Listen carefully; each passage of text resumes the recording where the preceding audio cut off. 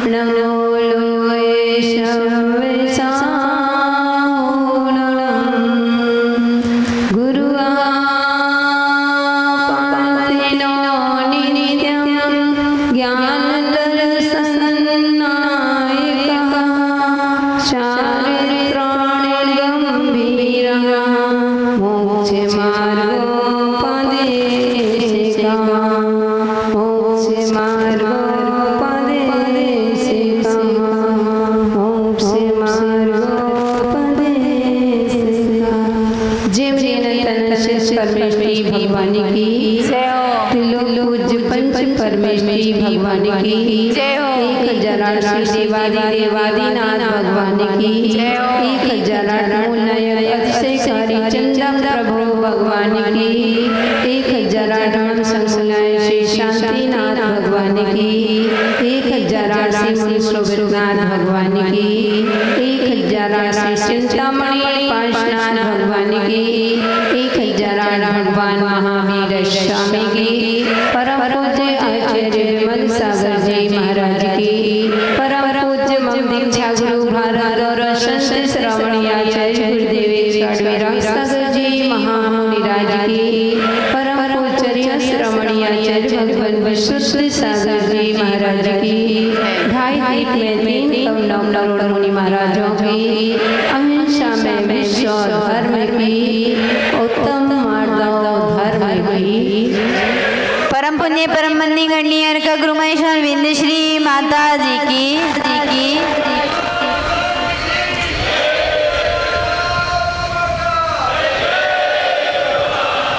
धर्म स्नेह प्यारे प्यारे महात्माओं पर्व पर्युषण पर्व का आज दूसरा दिन है। हमने उस पर्युषण पर्व के 10 दीपक तैयार किए थे जो अपनी मंजिल में पहुंचाने के लिए एक प्रकाश का काम करता है। वह दीपक कोई मिट्टी के दीपक नहीं थे, वह दीपक दीपक थे, जिनकी प्रकाश कभी फीका नहीं होता, जिनकी ज्योति कभी फीकी नहीं पड़ती है। तो सबसे पहले हाथ में लेकर के उस प्रथम दीपक को हमने पहली सीढ़ी पर पैर रखा था, क्योंकि राह में अंधेरा हो सकता है, राहों में कठिनाइयां आ सकती हैं, और जब हमारे पास प्रकाश होता है तो हम स्वतः ही अपनी मंजिल में पहुंच जाते हैं। इसलिए भक्तों, सबसे पहले उस मंजिल में जाने के लिए, उस शिखर पर पहुंचने के लिए जो 10 सीढ़ी थी, वह 10 सीढ़ी कौन थी? उत्तम क्षमा, उत्तम मार्ग, उत्तम आर्जव, उत्तम शौच, उत्तम सत्य, उत्तम संयम, उत्तम तप, उत्तम त्याग, उत्तम आकांक्षण और उत्तम ब्रह्मचर्य। ये 10 सीढ़ी है। आप चाहें कि मैं पहली सीढ़ी पर पैर न रखूं और मैं मंजिल में पहुंच जाऊं, तो क्या पहुंच सकते हो क्या? नहीं।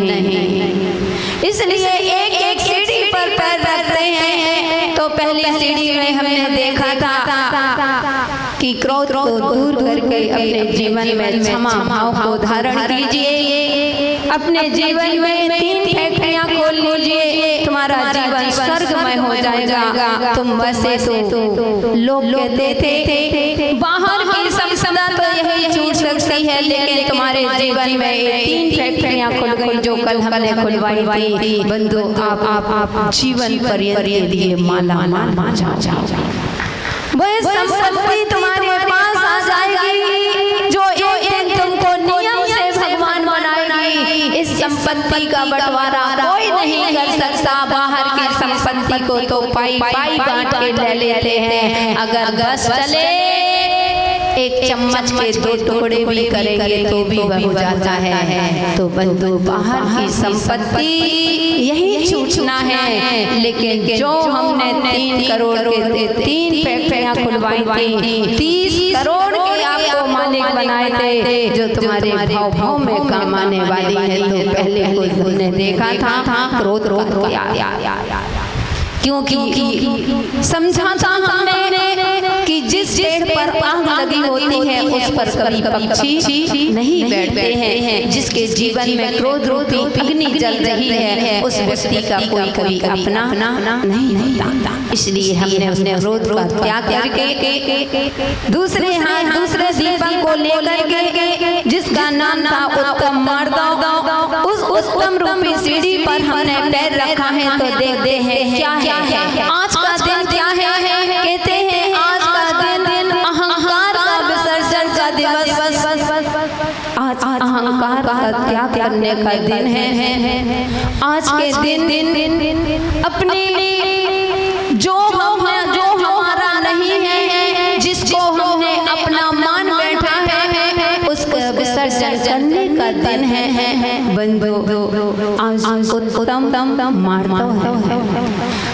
कभी अपने अतीत और औकात को हमें भूलना नहीं चाहिए। हमें अहंकार क्यों आता है? मेन कारण होता है कि हम अपने अतीत और औकात को भूल जाते हैं और हमारा अहंकार पैदा होता है। अतीत में भूल गए कि हम क्या है, मैं कौन हूँ, कहाँ से आया हूँ, इसका हमको ध्यान नहीं रहता है। इसलिए बंधु, आज सबसे बड़ा दुनिया में पतन का कारण बना है तो अहंकार। कैसा अहंकार?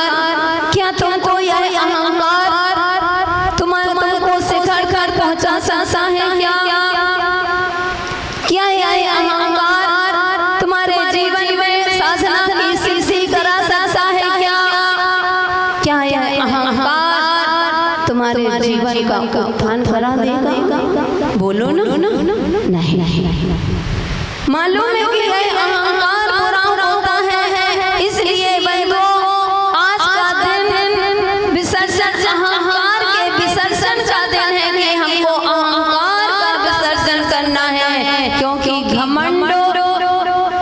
और गुस्सा एक सिक्के के दो पहलू होते हैं। एक सिक्के के दो पहलू हुआ करते हैं, जिसका नाम है घमंड और गुस्सा। ये दोनों सगे भाई हैं। ध्यान इनकी दोनों की बड़ी मित्रता है। जहाँ क्रोध आता है उस व्यक्ति को घमंड नियम से होता है, और जिसको घमंड आता है उसको गुस्सा भी नियम से होता है। इसलिए आज हमें घमंड का त्याग करके हमें इस बात का अभिमान करना। ओ हमारे आचार्यों ने कहा है, एक प्रकार का नहीं, समग्र बद्राचार्य महाराज ने कहा है, अगर अपने सम्यक दर्शन को मजबूत करना है, सम्यक दर्शन का जब चक्रण चलता है, तो वहाँ पर कह दिया कि यह एक प्रकार का नहीं, कितने प्रकार का होता है? बंधु, इसको सर्प की उपमा दी है। अगर जो सर्प होता है, एक मुंह वाला एक सर्प होता है, अगर एक बार उस व्यक्ति को डंक मार दे तो मानव की क्या स्थिति होती है। और अगर जो 8 मुंह वाला सर्प तुमको एक साथ तुमको डंक मारे तो तुम्हारी स्थिति क्या? इसलिए बंधु, किसी को ज्ञान मत होता है कि मैं इतना बड़ा हूँ, मैं इतना ज्ञानी हूँ।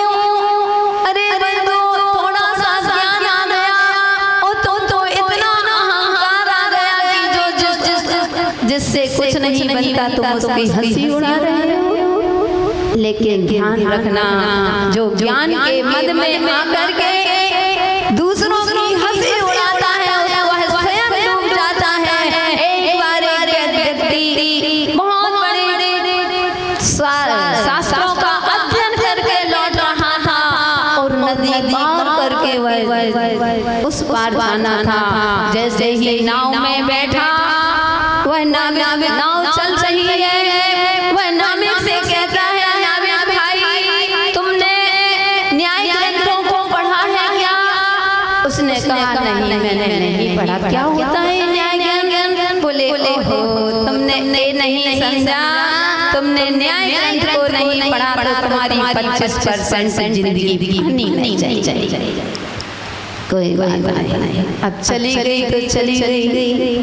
अब थोड़ी आगे नाव बढ़ती है, फिर पूछता है, क्यों नाविक भाई, क्या तुमने ज्योतिष शास्त्र पढ़े हैं क्या? अरे वह कहता है कि भाई मैंने कौन सी ज्योतिष में तो नाविक को नाव चला रहा, चाहे इसको ज्योतिषी कह लो, चाहे इसको वास्तु कह लो, मैं कुछ नहीं जानता। तो उसने कहा, अरे तुमने ज्योतिष शास्त्र नहीं पढ़ा? अगर जिसने ज्योतिष शास्त्र नहीं पढ़ा तो उसकी 50% जिंदगी पानी में चली गई। क्या किया तुमने अपने जीवन में? कोई आगे बढ़ती है, नाव आगे चल रही है, पुनः उसका अहंकार बोलता है, क्यों नाविक भाई, आपने का तंत्र व्याकरण पढ़ा है? तो उसने कहा, मैं तो पहली बार नाम सुन रहा हूँ। पंडित जी साहब, आप क्या कर रहे हैं? आप बहुत ज्ञानी हैं। मैंने तो का तंत्र व्याकरण पढ़ाने में अंगूठा छापा, तो बोले फिर तो तुम्हारी 75% जिंदगी कहाँ चली गई? अरे जोर से बोल दिया करो, क्योंकि थोड़ा कम बोलते बंदे। कहाँ चली गई?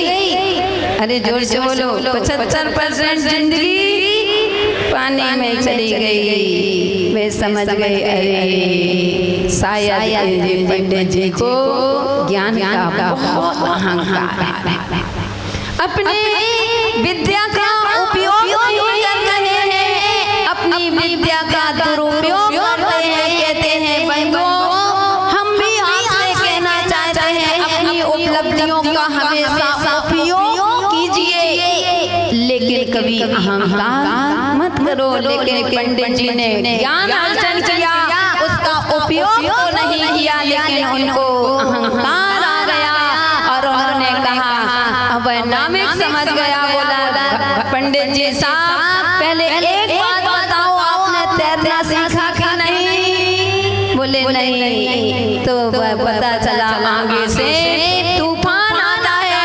उसने नाव टेढ़ी कर दी। बोले पंडित जी साहब, मैंने शास्त्रों का अध्ययन नहीं किया तो मेरी तो 75% जिंदगी पानी में गई। और जिसने पानी में तैरना नहीं सीखा उसकी तो 100% जिंदगी कहाँ चली गई? पानी।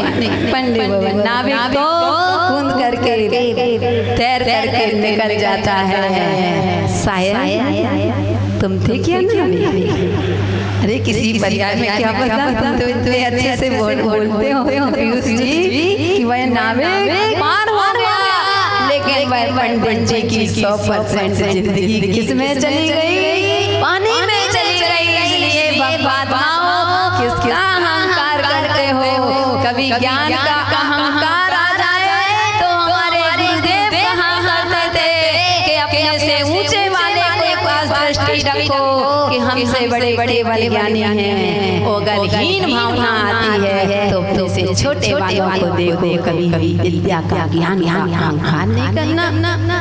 मैं ज्ञानी हूँ, मैं ज्ञानी हूँ, मैं ऐसा हूँ, मैं जानता हूँ, मुझे मालूम है, मैं सब कुछ जानता हूँ। आदि कह करके बंदो मैं जानता हूँ पहुँच गए। एक बार गुरु की परीक्षा लेने व्यक्ति बोले गुरुदेव पहले मैं आपसे ध्यान रखना, मेरी बात को समझना। मैं आपसे ये पूछना चाहता हूँ कि नरकों में कौन जाता है? गुरुदेव ने प्रति प्रश्न किया। बोले क्या पूछ रहे? बोले मैं ये पूछना चाहता हूँ कि नरकों में कौन जाता है? गुरुदेव कहते हैं कि मैं ही नरकों में चला जाता। कौन नरकों में जाता था? मैं। जहाँ मैं आ जाता हूँ, मैं ऐसा करता हूँ, मैं ऐसा करूँगा, मैं की भावना आती है बंदो। यही हमारे पतन का कारण होता है। रावण ने सोचा था, रावण का विचार था, रावण ने यह विचार किया था कि मैं क्या कर दूंगा, मैं स्वर्ग तक सीढ़ी लगवा दूंगा। हे रावण, स्वर्ग तक सीढ़ी लगवा दोगे? अहंकार था कि मैं चंचमा का कलंक मिटा दूंगा और मैं समुद्र का जो खारा पानी है उसको भी मैं मीठा कर सकता हूँ। हे रावण, कुछ कर पाए हो क्या? इसलिए स्वयं ही हे रावण, अगर अहंकार का विसर्जन हो जाता और राम के चरणों में झुक जाता तो आज हर समय रावण के पुतले नहीं अहंकार का ही कारण है कि आज रावण के घर जब हर दशहरा में रावण के पुतले जलाए। आज कोई अपने व्यक्ति का बच्चों का नाम ले, हमने बोला नहीं, आप क्या देते? कोई अपने बच्चों का नाम रावण रखना नहीं चाहता है, क्योंकि रावण अहंकार में सभी को पता है। इसलिए बंदो ज्ञान का मत नहीं। ज्ञान पूजा, किसी को पूजा का मत होता है कि मेरी पूजा हो रही है, जो हम में है नहीं, फिर भी मेरी पूजा हो रही है। अहंकार आ गया है। मुनिराज मासी चतुर्मास कर रहे थे, रिद्धिधारी मुनिराज। और नगर में पता चला कि जंगल में मासोवास जो 4 महीने के उपास करते हैं, वे मुनिराज चतुर्मास कर रहे, साधना कर रहे हैं। क्योंकि पहले साधु कहाँ रहते थे? जंगलों में रहते थे। आज के व्यक्ति जिनको अभिमान होता है वे अभिमान के साथ कहते हैं पहले के साधु को हम नमस्कार करते हैं। पहले जो जंगलों में रहते थे, आज के साधु तो मंदिरों में रहने लगे हैं, संत निवासों में रहने लगे हैं। इसलिए हम शहरों में रहने वाले साधुओं को मैं नहीं मानता। अहंकार है, लेकिन ध्यान रखना, मानते हैं कि चतुर्थकाल के साधु, पहले के साधु जंगलों में निवास करते थे, जंगलों में साधना करते थे। उनकी साधना की इतनी खुशबू फैलती थी वह कहते हैं साधना की खुशबू न करती थी तो क्रूर प्राणी भी अपनी क्रूरता को छोड़ देते थे। अपने जो क्रूर परिणाम है वह क्रूर परिणामों को छोड़ देते थे। जिनकी मानता है कि जो साधु जंगलों में रहते थे उनको ही मानता हूँ, जो आजकल शहरों में रहने लगे मैं उनको नमस्कार नहीं करता हूँ, मैं नहीं मानता हूँ। तो ध्यान रखना, वही मैं भी कहूँगी, बार बार मैं यही कहती हूँ कि पहले के साधु जंगलों में इसलिए रहते थे क्योंकि वहाँ पर क्रूर प्राणी रहते थे, लेकिन आज वही क्रूर प्राणी शहरों में बस गए हैं, इसलिए साधुओं को भी शहरों में क्या आज मानव को गिराने में लगा हुआ है। मानव मच्छर तो फिर भी अच्छा है कि मच्छर का खून नहीं पीता, आज मानव का खून पीने के लिए तैयार है। तो क्या यह क्रूरता नहीं है? तो क्या है? इसलिए बंधुओं तुम्हें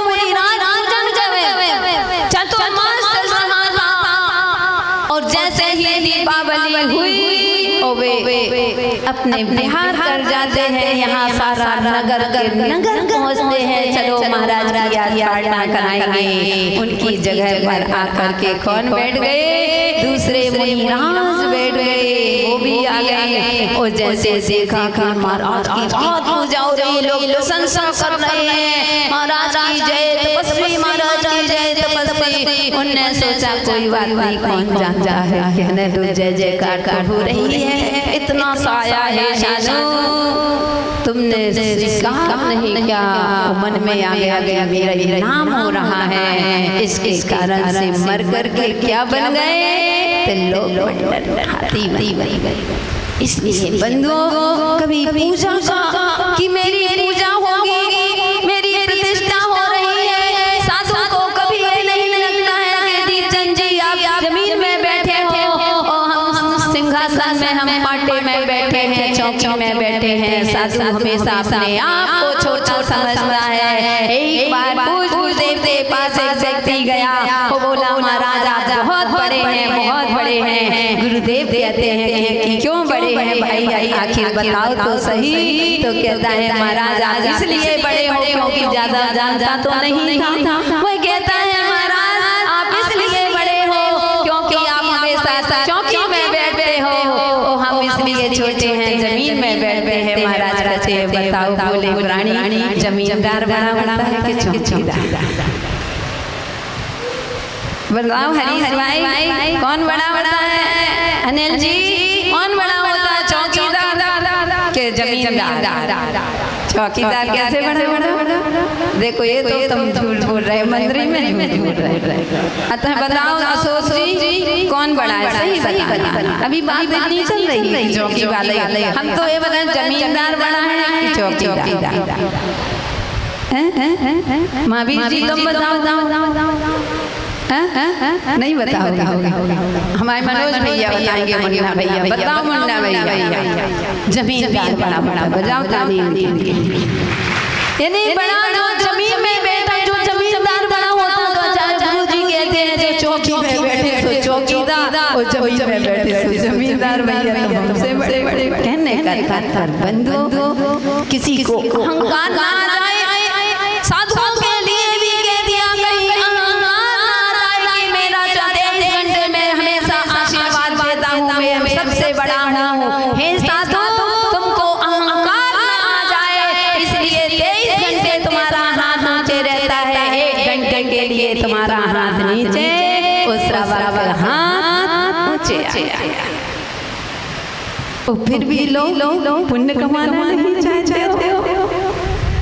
साधु का हाथ इसलिए नीचे हो गया क्योंकि कहीं साधु तो अहंकार ना जाए। बंधुओं साधु अहंकार नहीं, साधु तो सब कुछ छोड़ करके अपने, क्योंकि अपनी जो योग्यता होती है उसका उपयोग करते हैं, कभी अहंकार।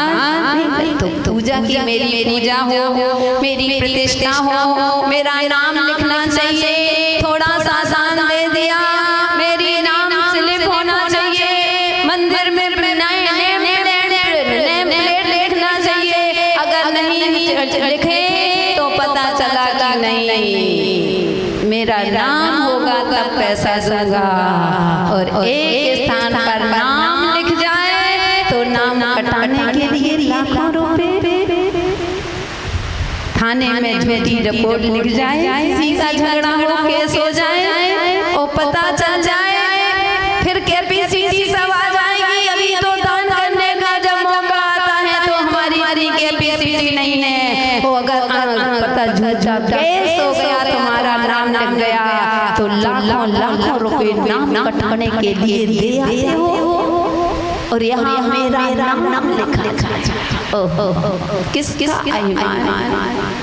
उन भरत ने कहा था कि जाओ सेवा उस पर्वत में, कैलाश पर्वत में जाकर के शिला पर में मेरा नाम लिख करके आ जाओ कि आदिनाथ के प्रथम पुत्र भरत चक्रवर्ती इस धरा पर विश्वासवल पर नाम लिख करके आओ, इस धरा के प्रथम चक्रवर्ती।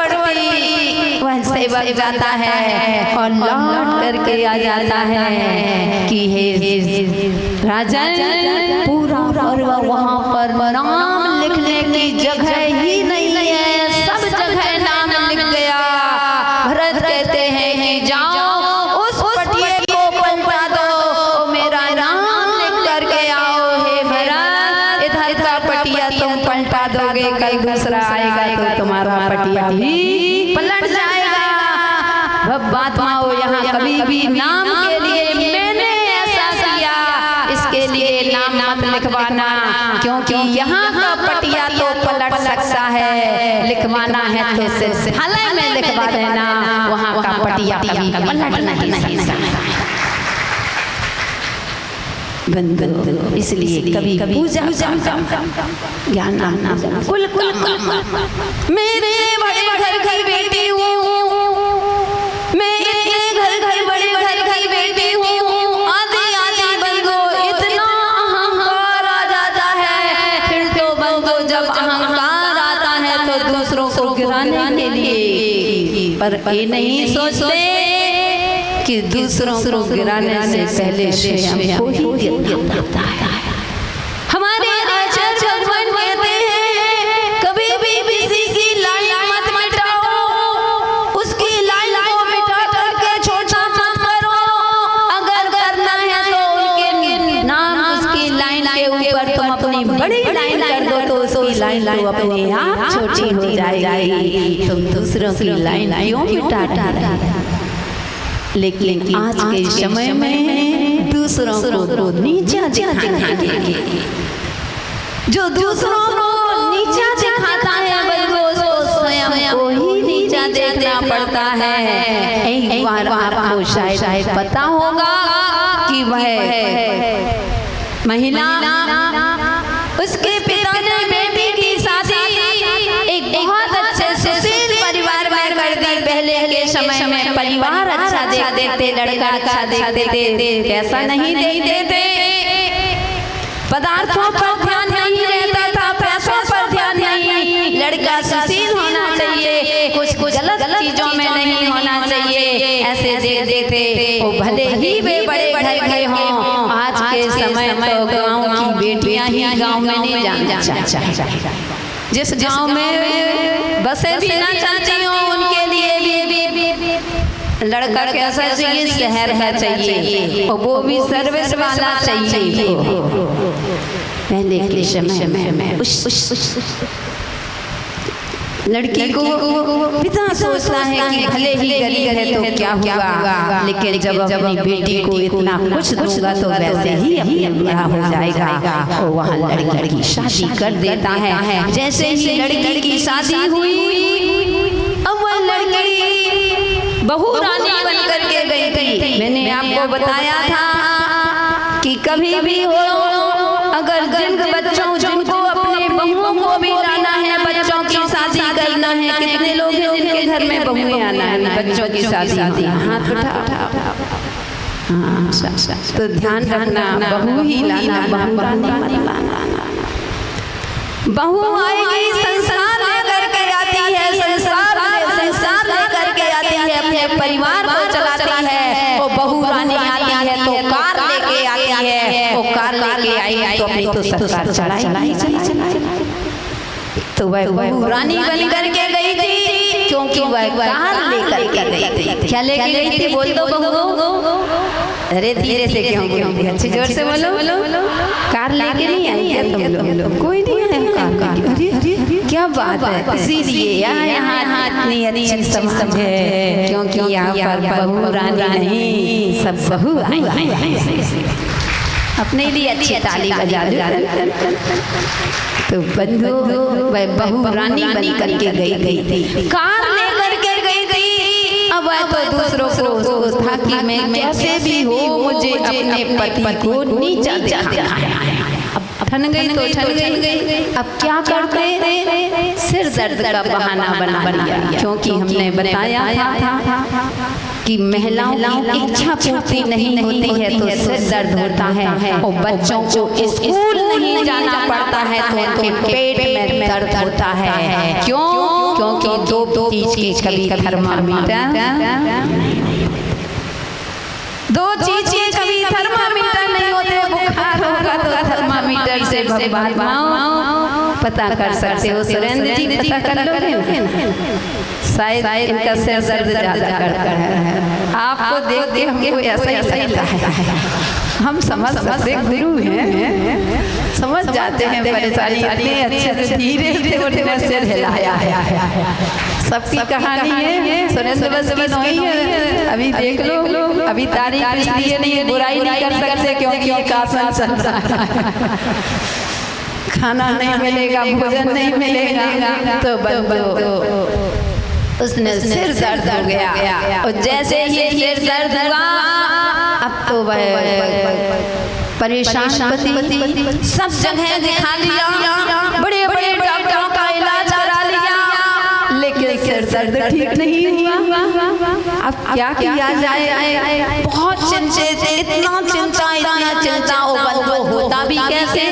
क्योंकि कहते हैं मनोज जी, अगर जो व्यक्ति का सिर दर्द होता तो इलाज हो सकता है, जो सिर दर्द का बहाना करे बैठे हैं उसका कोई इलाज कर सकता है? नहीं कर सकता। तो बंधु जो सोया हुआ है उसको तो उठाया जा सकता है, लेकिन जो जानबूझ करके सोया है बाबूजी, कोई उसको उठा सकता है क्या? क्योंकि आप ही बुजुर्ग देख रहे हो। तो तुरंत उसने चिंता, अब उसने देखा मेरे पति को बहुत चिंता हो चुकी है, अब थोड़ा सा अपनी क्रिया चरित्र दिखाना चाहिए। तो वह कहती है, जैसे ही सो करके उठती है और अपने पति से कहती है, सुनो जी, मैंने एक रात्रि में मुझे स्वप्न आया है। उसने कहा, क्या ऐसा सपना आया है कि मेरा जीवन पर्यंत के लिए, मेरा जिंदगी भर के लिए सिर दर्द ठीक हो सकता है, लेकिन आपको मेरे सपने की पूर्ति करना पड़ेगा। उसने कहा, रे भगवान, अगर तू कहेगी तो आसमान से तारे भी तोड़ करके लाऊंगा, क्योंकि बहू रानी बन के आई। बोलो क्या कहा? उसने कहा, बस मैंने यही सपने, देवी ने कहा है कि तुम अपनी सासू का, मैं तुम्हारी, मतलब मैं अपनी सासू का और तुम्हारी माँ का सिर मुड़ना और मुंह काला देख लूंगी तो मेरा सिर दर्द ठीक हो जाएगा। उसने कहा, बस इतनी सी बात। उसने कोई बात नहीं, वह समझ गया। जैसे कहा कि मैं सिर मुड़ना और मुंह काला देखूंगी तो मेरा सिर दर्द ठीक हो जाएगा, तो उसने कहा कि कोई बात नहीं, वह समझ गया। लोग कहते हैं कि कुछ दाल में काला है, यहाँ तो पूरी दाल ही काली है। उसने थोड़ी अपनी बुद्धि जलाई, तुरंत पत्र लिखा। पहले का समय नहीं था, फोन नहीं चलते थे, पहले क्या चलते थे? पत्र चलते। धीरे से क्यों कहते हो?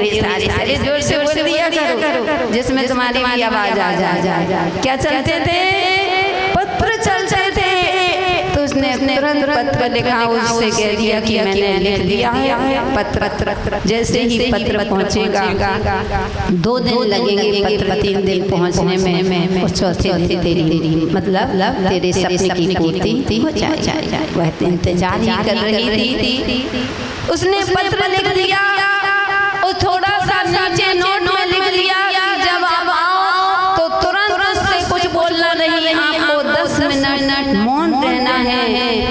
करके उस बेटी को बहू को जो भी लिखा हो मुझे पता नहीं, और वह पत्र यहाँ ना जाकर के कहाँ पहुँच गया, उसके ससुराल। उसने अपने ससुराल में जैसे ही माँ ने देखा कि मेरी बेटी को ऐसी स्थिति, नहीं तो जीवन चला जाएगा, बंधु वह माँ कहती है कि कोई बात नहीं, क्योंकि बंधु पुत्र को पुत्र होता है लेकिन माता नहीं होती। माँ की ममता अलग होती है। माँ ने जैसे ही पत्र पढ़ा उसने तुरंत सिर मुड़वाया। उसने कहा कोई बात नहीं, बाल तो वैसे भी आ जाते हैं, साधु 4 महीने में केसों का लुंचन कर देते हैं, लेकिन फिर भी नख और केस बढ़ ही जाते हैं।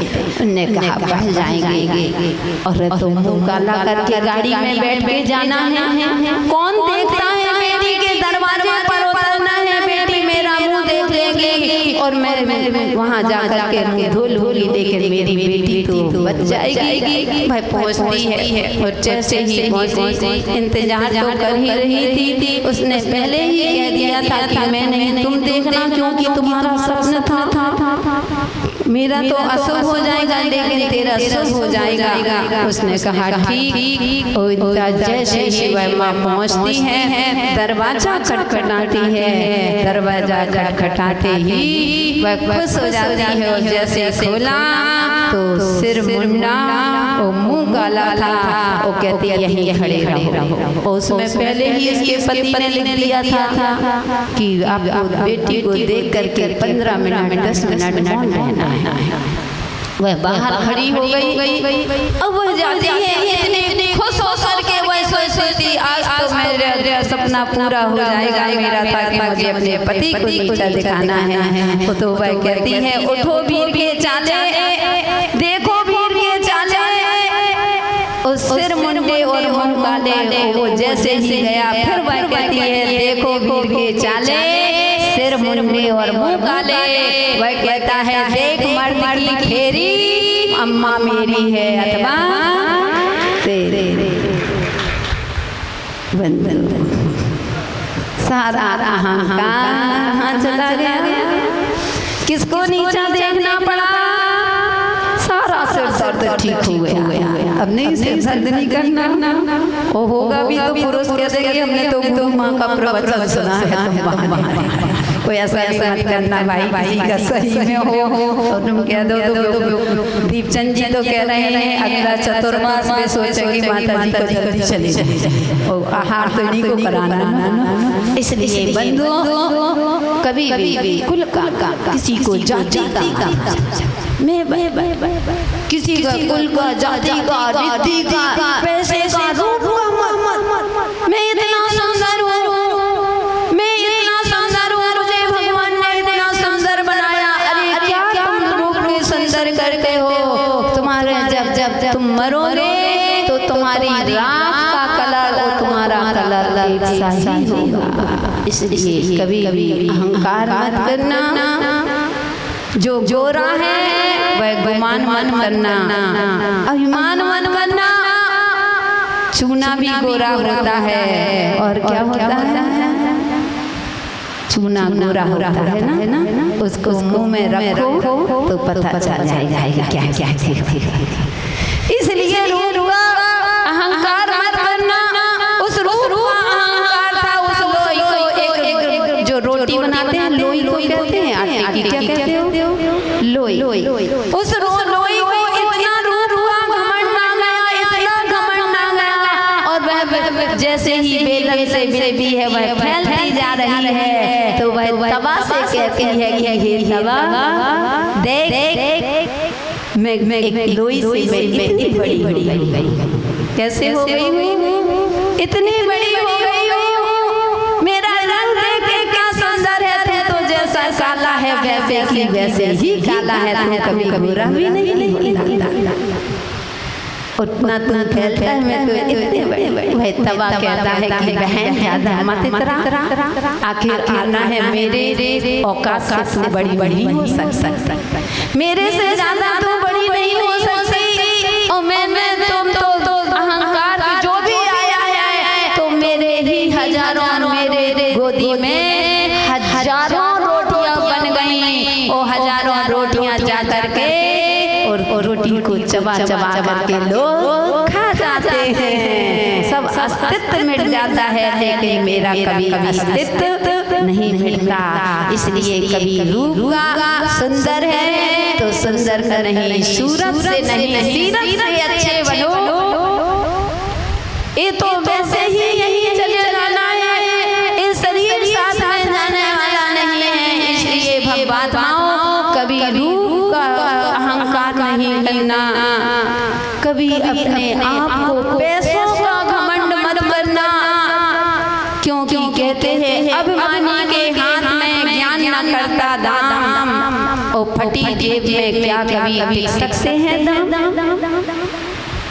इसलिए अहंकार का नहीं, उस पैसे का अहंकार मत करना।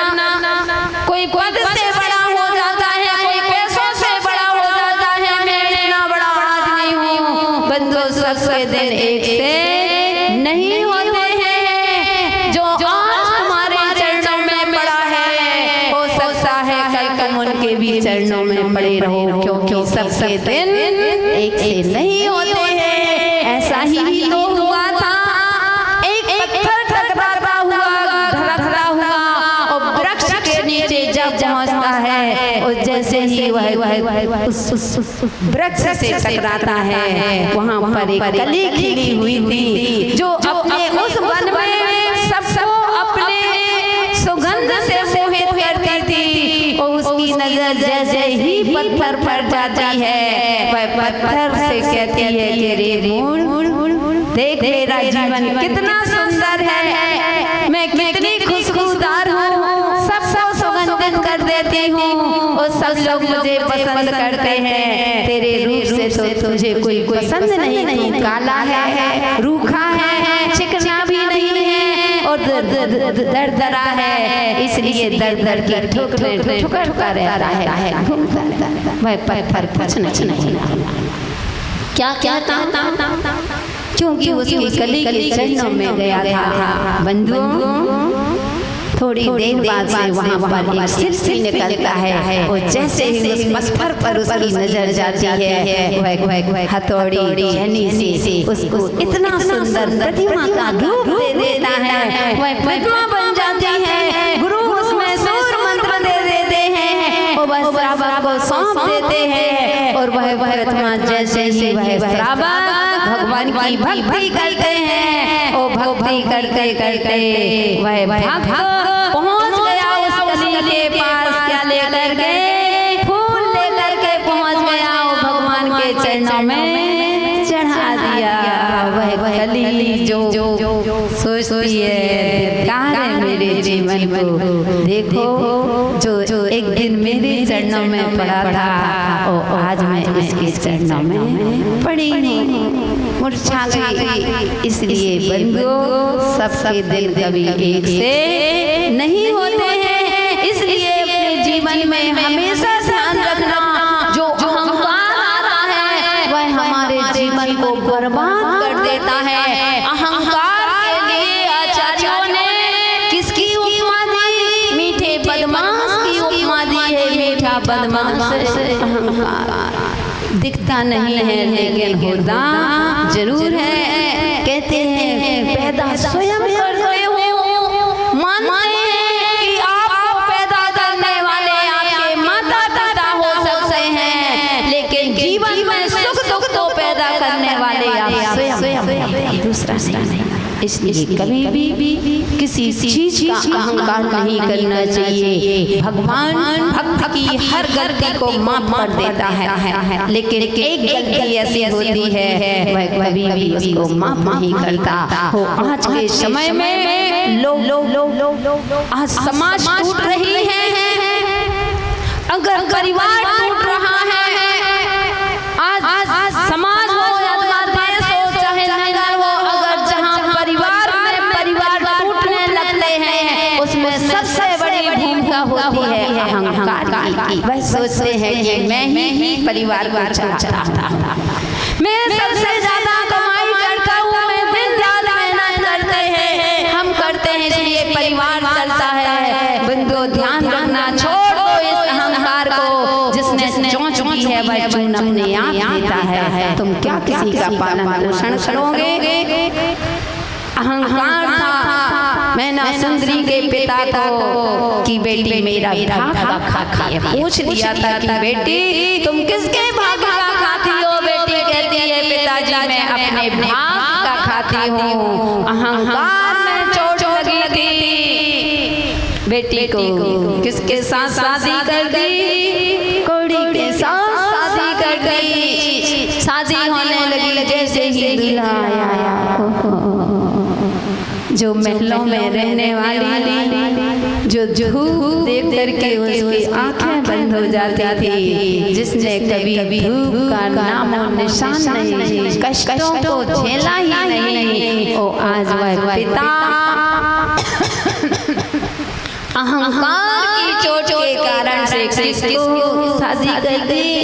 घोड़ी के साथ। किसके लिए? क्या कोई पिता अपनी पुत्री को ऐसे सिवाय कर सकता है क्या? जिसने 9 महीने पाला हो, पोषण किया हो, इतनी पढ़ाई लिखाई सब कुछ करा के क्या वह पिता अपनी पुत्री का घोड़ी के साथ विवाह कर सकते हो? नहीं। क्यों किया था? मैना सुंदरी के पिता ने क्योंकि उनको अहंकार था कि बेटी तुम मेरे भाग का खाती हो। एक बार कह दो कि पिताजी मैं तुम्हारे भाग का खाती हूँ। इसलिए ध्यान रखना, जब अहंकार आता है तो कुछ भी नहीं दिखता। इसलिए कोई किसी का पालन नहीं। आज तुम्हारे पिताजी नहीं होंगे, जिसके माता पिता नहीं होते तो क्या बच्चों का पालन पोषण नहीं होता क्या? सबका होता है। अरे प्रकृति सबकी व्यवस्था कर देता है, तुम किसकी बात कर रहे हो? कहते हैं कि जब पानी बारिश होती है और जब आहार का समय होता है तो 10 बजे 10:15 बजे पानी 5-10 मिनट के लिए जरूर होता है, क्योंकि वह साधु संतों की आहारचर्या का समय है। अंदाज कर लेना, ठीक 12 बजे थोड़ा सा पानी जरूर होगा, क्योंकि वह पक्षियों के दाना चुगने का समय होता है। इसलिए ये मत सोचो कि परिवार में मैं ही चलाता हूँ। जब भी परिवार टूटे हैं, ध्यान रखना उसमें भूमिका किसकी रही है? अहंकार की भूमिका रही है। जब भी समाज टूटी है, इसमें किसी ना किसी दूसरे का अहंकार टकराता है। इसलिए आज समाज टूटती है। इसलिए भगवात्माओं, आज विसर्जन करने का दिन है। जब तक हम इसको विसर्जन नहीं करेंगे, इसको दूर नहीं करेंगे, जब तक कभी हम भगवान नहीं बन पाएंगे। इसीलिए हमारे नमोकार मंत्र में हमारे आचार्यों ने 1 बार नहीं, 2 बार नहीं, 3 बार नहीं, 4 बार नहीं, 5 बार झुकने को कहा है। नमो हरि हरिहरियों को नमस्कार, नमो सिद्धाणा सिद्धों को नमस्कार हो, नमो ऐडियाणाम आचार्यों को नमस्कार हो, नमो वज्रायणाम उपाध्यायों को नमस्कार हो, नमो लोए शब्द साहुगम लोक के सभी साधनों को मेरा नमस्कार। तुम्हारे जैसे नहीं है, नमस्कार। आज तो लोग झुकना जानते ही नहीं। आज के परिवार में आइए हम समझें मैं कुछ हूँ। आज की दुनिया 2 चीजों से टूट रही है, एक आई और एक माई। 2 चीजों से समाज में, परिवार में बिखराव हो रहे हैं। एक आई और एक माई, और दूसरा एक नेम और एक फैम। बस 2 की ही लड़ाई। आई माने कहते हैं कि मैं ओ माई माने बस 2 की लड़ाई में दूसरे की तीसरा कोई भूमिका नहीं है। यहाँ पर क्रोध की भी भूमिका नहीं है, यहाँ पर 2 की ही भूमिका है। मेरा नाम होना चाहिए और मेरी प्रसिद्धि होना चाहिए। नेम और फैम। आज का व्यक्ति कहता है टूट सकते हैं लेकिन झुक नहीं सकते। टूटना